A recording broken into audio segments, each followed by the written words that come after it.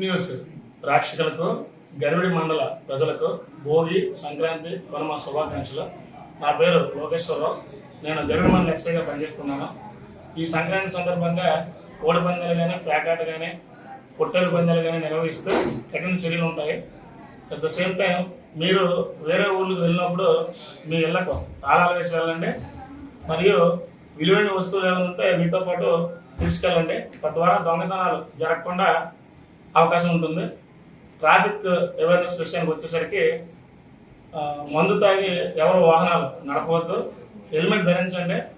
Next ఊర్లో పిల్లలు వస్తారు సంక్రాంతి సందర్భంగా.